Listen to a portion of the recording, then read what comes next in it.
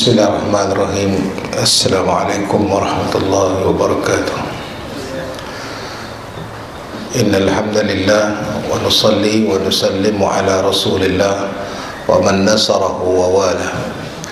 Asyhadu an la ilaha illallah wahdahu la syarika lah wa asyhadu anna Muhammadan abduhu wa rasuluh. Allahumma salli wa sallim ala abdika wa rasulika Muhammad wa ala alihi wa ashabihi wa man da'a bi da'watihi wa istanna bi sunnatihi ila yaumiddin, amma ba'd. Subhanaka la ilma lana illa ma 'allamtana innaka antal alimul hakim. Rabbi shrah li sadri wa yassir li amri wa hlul 'uqdatam min lisani yafqahu qawli. Rabbi zidna ilma warzuqna fahma, amin ya rabbal alamin wa amin ya mujibas sa'ilin. Alhamdulillah. Bersyukur kita kepada Allah Subhanahu wa ta'ala kerana dengan limpah dan keizinannya dapat kita bersama-sama pada hari Minggu ni dalam satu program yang disusun sedemikian rupa oleh Darul Wahdah. Dan terima kasih kepada Dr. Mazlan dan juga barisan ada jawatan kuasa yang menguruskan program. Sesungguhnya manfaat dan kelebihan orang yang mengadakan majlis ilmu, menganjurkan majlis ilmu dan menghadiri majlis ilmu itu digambarkan oleh Allah Subhanahu wa taala dan oleh Nabi sallallahu alaihi wasallam sebagai di antara manusia yang mempunyai kelebihan dan kemuliaan untuk berada di dalam taman-taman surga. Raudhatun min riyadil jannah. Tuan-tuan dan puan duduk dalam macam ni je pun, tapi macam duduk dalam surga.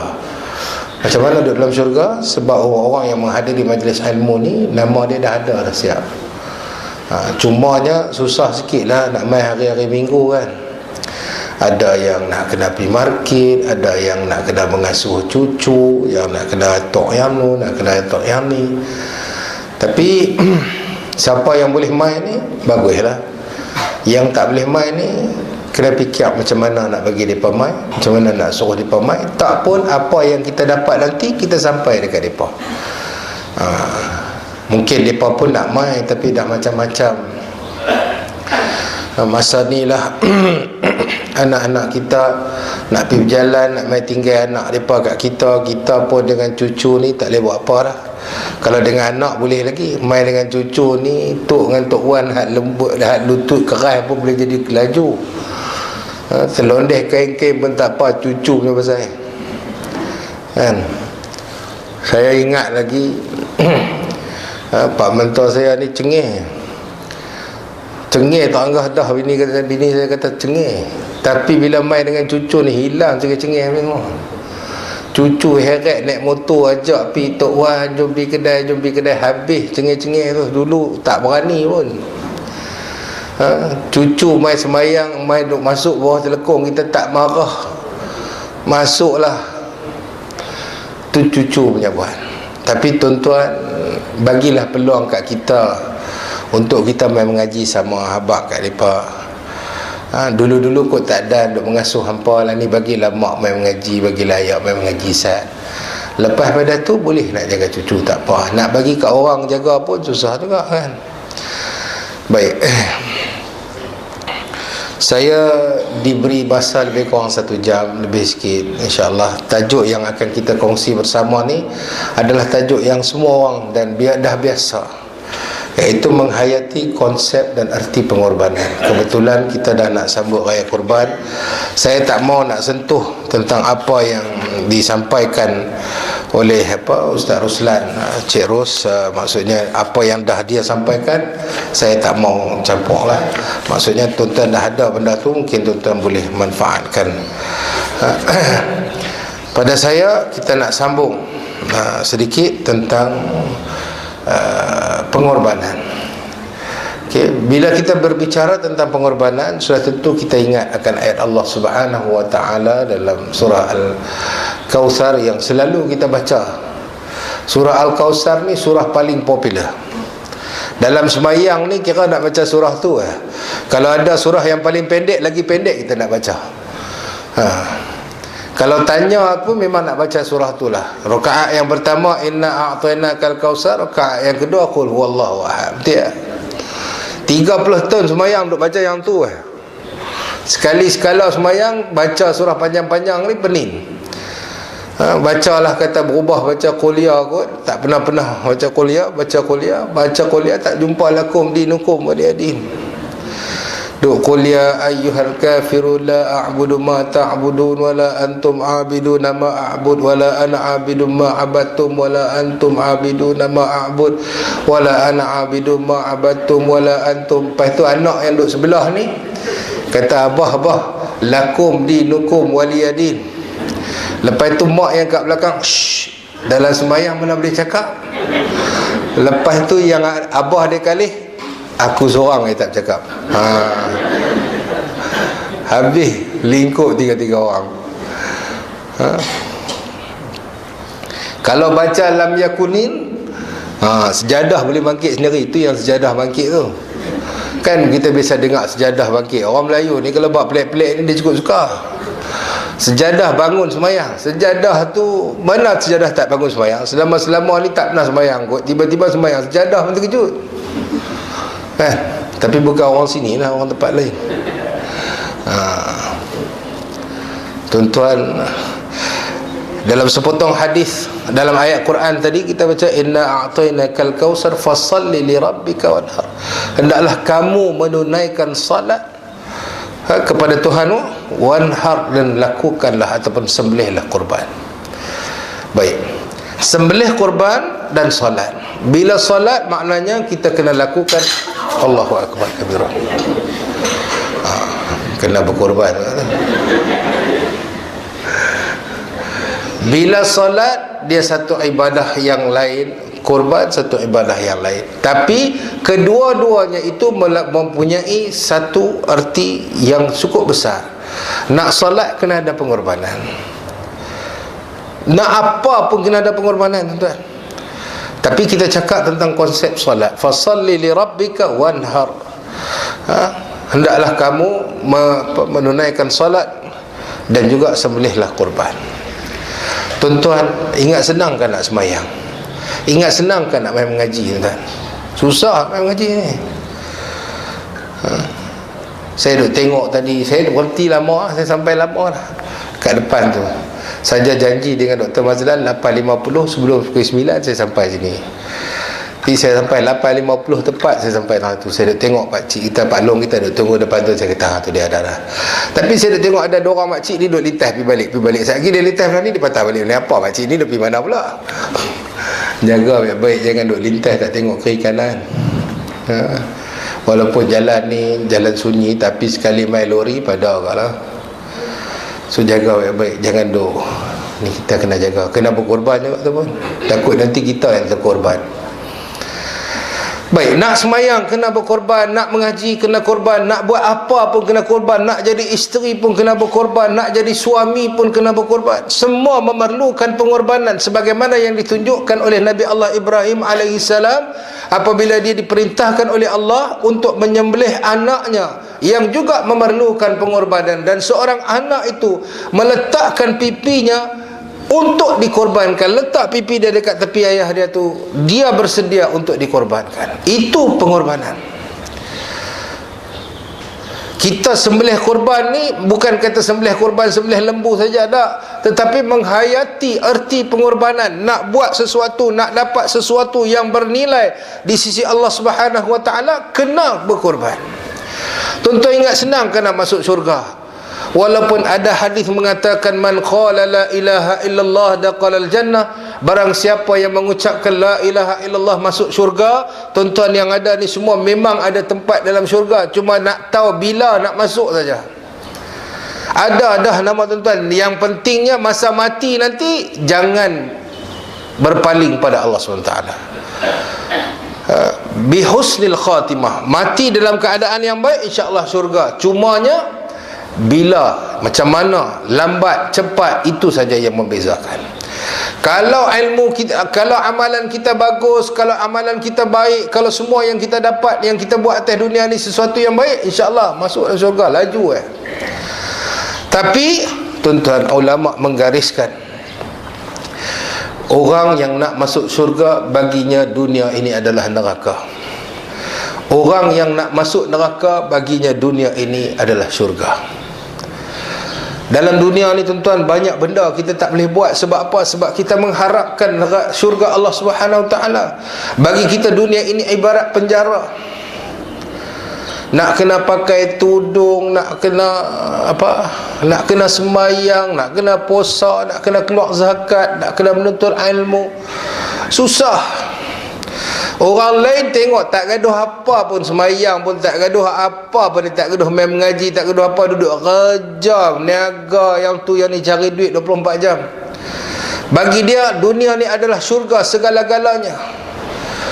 Tapi ingat, nak masuk syurga, Allah Ta'ala nak kita melakukan pengorbanan di dunia. Termasuklah mengorbankan keinginan dan kehendak hati kita. Kalau tak berkorban tuan-tuan, kita tidak akan berjaya. Itulah yang ditunjukkan oleh Nabi Allah Ibrahim alaihissalam, Khalilullah, sampailah kepada Nabi Muhammad sallallahu alaihi wasallam. Pengorbanan yang ditunjukkan oleh nabi-nabi yang terdahulu, sampailah Nabi kita Nabi Muhammad sallallahu alaihi wasallam, sudah cukup untuk kita ambil iktibar dan pengajaran daripadanya. Okey. So faham, nak buat apa kena berkorban. Okey. Dalam pada kita nak berkorban tu, perkara yang pertama yang perlu ada dalam diri kita itu ialah sifat keikhlasan. Nak berkorban kena ikhlas. Kadang-kadang kita tengok orang sembelih korban kan, dia bayar tahun ni 500 kot, paling murah kot kan, mahal. Lembu mahal pun bukan main. Tahu sudah, sekilo baru RM23. Kalau beli kot tepi-tepi jalan ni, dapatlah kot RM22. Kalau pergi di market beli RM23. Tahun ni pergi RM28. Betul tak sekilo? Saya selalu pergi market. Saya suka pergi market. Orang perempuan saya kata hantar pergi market. Dia kata lega banyak dapat laki lagu ni. Bukan pasal apa, saya tahu dia pergi market lambat. Nak beli bendi, nak beli terung tu pusing satu market, tak beli lagi. Lambat. Nak beli ikan cencaru pun lambat. Saya senang nak beli ikan cencaru, nak beli ikan kerapu, nak beli ikan apa, pi terus tuju beli, terus bawa balik. Sudah. Yang ni duk belek, yang ni duk buka tengok, yang ni apa ni. Tapi tak katalah dah memang macam tu kan.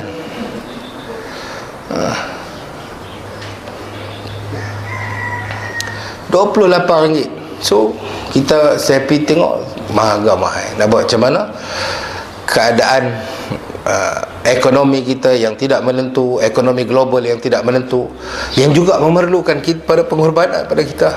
GST tak laksana lagi, depa naik siap dah GST. Yang kata peniaga ni pun bukan main. Kerajaan jenuh bendung, jenuh jaga, hantar penguatkuasa dak, depa balun hari penguatkuasa mai, depa turun harga, hari depa tak mai, depa buat naik apa tu juga. Kita ni jadi sedih. Sebab tu bila baru ni ada ura-ura kata kerajaan nak buat naik gaji kaki tangan awam, saya habaq mereka tak naik pun tak apa. Bukan kata kita action dah. Kita baru habaq kerajaan baru umum nak naik gaji, sini naik harga dah. Tak dapat lagi pun. Dulu tuan-tuan 5 kupang kita boleh beli apa? Lah ni 5 kupang nak beli apa? Tak boleh apa. Okey. So berbalik kepada tajuk kita, iaitu pengorbanan. Yang pertama, ikhlas. An Abi Sa'id bin Abi Fudalah radhiyallahu anhu Nabi sallallahu alaihi wasallam qala, "Idza jama'a Allahu an-nas li yaumil qiyamah li yaumin la raiba fihi nada budadin man kana asyraka fi amalin amilahu lillahi ahada falyatlub thawabahu min 'indi ghairillah." Fa inna Allah aghna asy-syuraka 'ani syirk. Daripada Abu Sa'id bin Abi Fadalah radhiyallahu an, daripada Nabi sallallahu alaihi wasallam bersabda, apabila Allah Taala menghimpunkan, idza jama'a Allahu an-nas li yaumil qiyamah, apabila Allah Taala menghimpunkan manusia di hari kiamat di padang mahsyar, li yaumil la raiba fi, hari yang tidak ada keraguan padanya. Hari kiamat tidak ada siapa yang dapat bisa menafikan kewujudannya kecuali orang itu orang yang tidak percaya pada hari akhirat. Tuan-tuan, kadang-kadang ada orang Islam, orang Melayu Islam yang tak percaya hari kiamat. Ada orang Melayu Islam yang tak percaya ada siksaan dalam kubur, ada persoalan dalam kubur. Ada orang kita yang tak percaya, dia kata mati-mati. Tuan-tuan, Cina mati pun dia percaya dalam kubur ada kehidupan. Sebab tu Cina kalau mati, dia tanam waktu bila? Tengah hari kan. Ada Cina tanam pagi. Pagi-pagi ni ada Cina tanam? Tak ada. Petang lepas asap macam kita ada. Malam lagi tak ada. Kita bila rasa nak tanam, kita tanam. Pasal apa? Pasal kita tak ada ingat apa-apa. Kita tahu yang nak jawab tu ialah orang tu. Tapi Cina dia perhati, dia tengok mesti tengah hari. Kalau tuan-tuan duduk belah ni lagi syok. Belah berapik tu kan banyak hari-hari duduk lalu kot ni. Semua tanam tengah hari. Sebab apa? Bila kita tanya dia, sebab masa tengah hari tu kawan hak jaga kubur tu pergi makan. Bila dia hantar kawan ni masuk dalam tu, lepas tu saat lagi dia balik, tengok semua ada ke? Ada semua. Ada orang buat tak ada. Semua sengap sunyi. Dan dia pula hantar baju, kereta, tak tengok dia bakar sekali dengan baju, dengan kereta, dengan TV, dengan DVD. Dulu dia hantar Proton Saga. Lah ni dia pun hantar dah Iris hak baru ni. Depa pun pandai, depa pun percaya adanya kehidupan sesudah mati. Sebab tu Nabi SAW kata di hari akhirat nanti nada munadin, menyeru malaikat, man kana asyraka fi amali amilahu lillahi ahada.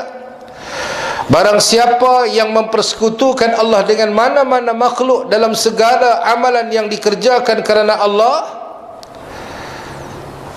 falyatlub thawabahu min 'indi ghairillah, maka hendaklah ia meminta pahalanya daripada orang lain selain daripada Allah. Kalau kita buat sesuatu amalan bukan kerana Allah, kita buat sembelihan kurban kerana nak daging. Ada orang buat sembelih kurban kerana nak daging ya. Ada orang mai jadi jawatan kuasa kurban dengan harapan dia boleh curi telur lembu buat balik.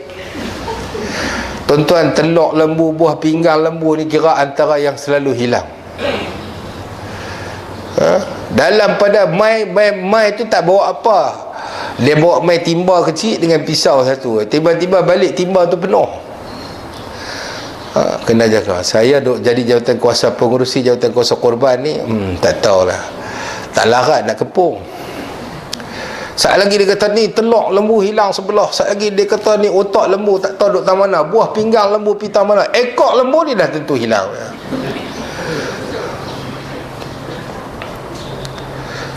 Ekor lembu dah tentu hilang. Baik. Sebab tu Nabi kata, siapa man kana asyraka fi amali, barang siapa yang mempersekutukan Allah, barang siapa yang mengadakan syarikat, maksudnya mengadakan, dia buat sesuatu perkara dalam amalan dia ada benda lain, ada niat lain.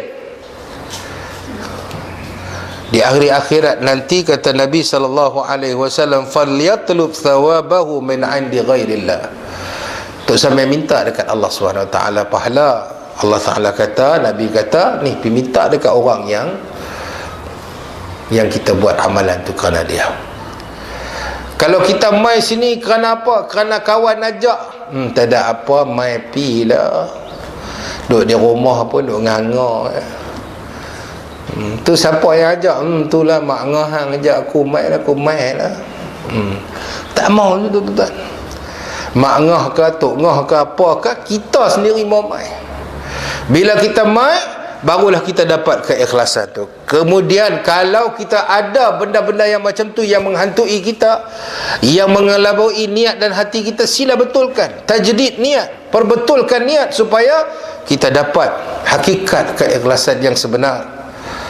Sebab kita nak mujahadah, pengorbanan kita cukup besar, tinggalkan rumah semua mai. Ni nak keluar rumah abang kat suami ya. Nak abang apa ustaz 30 tahun dah menikah kan, dia tak tahu laki dia pergi ini, dia pergi mana. Kenapa? Bukan nanti yang muda-muda saja, yang warga yang agak senior sikit kena abang juga. Tak apa dia pun tak ada heran balik ke tak balik ke, tak mau kena abang.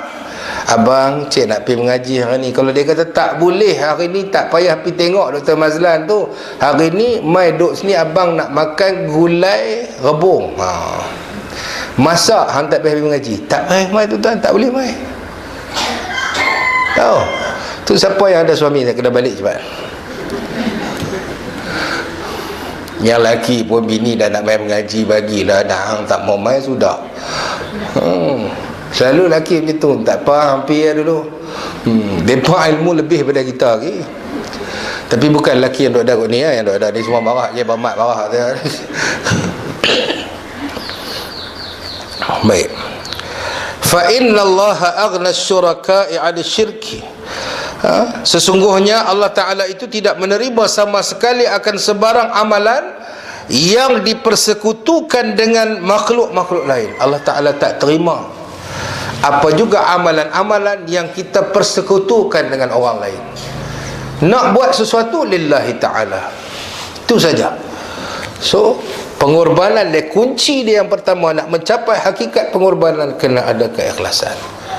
Saya tak payah terang erti pengorbanan apa, tuan-tuan dah selalu dengar dah. Gambar Hindustan tuan-tuan duk tengok dulu, kurbani tu dah lama. Bisa tengok gambar Hindustan? Tuan-tuan duk seberang, saya duk Tanjung. Saya dengan Hindustan ni kira habis hati ya. Gajah tak ada menangis lagi, kita menangis dah.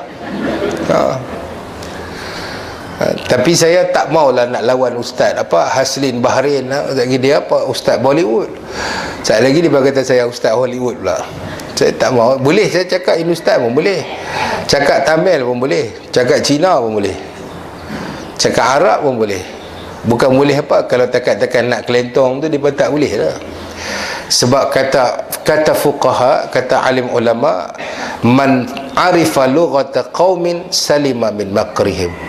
Barang siapa yang mengetahui bahasa sesuatu bangsa, terselamat kita daripada tipu daya mereka.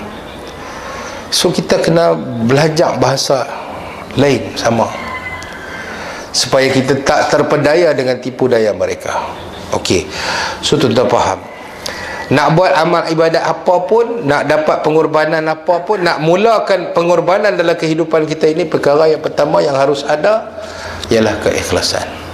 Okey, ikhlas tu duduk di mana tuan-tuan? Ikhlas tu duduk ni niat kita. Semua orang faham, semua orang makruf tentang hadis ni, innamal a'malu binniyat. Semua orang tahu setiap amalan itu berdasarkan niat. Sebab tu kita disuruh sentiasa memperbaharui niat kita, memperbaharui tekad dan azam kita supaya kita dapat yang betul-betul. Contohnya nak semayang, maghrib, usalli fardhu maghribi, walaupun tidak ada dalam rukun sembahyang sebut usalli, tak ada. Yang ada dalam sembahyang, dalam rukun sembahyang, niat ketika takbiratul ihram, Allahu akbar, qasad, ta'arud, ta'yin, masa tu niat. Yang usalli ni lafaz niat, jangan silap.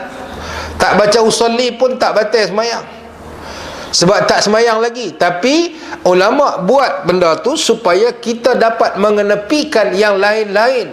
Pada ketika itu kita cuma nak sembahyang sahaja. Sebab tu kita disuruh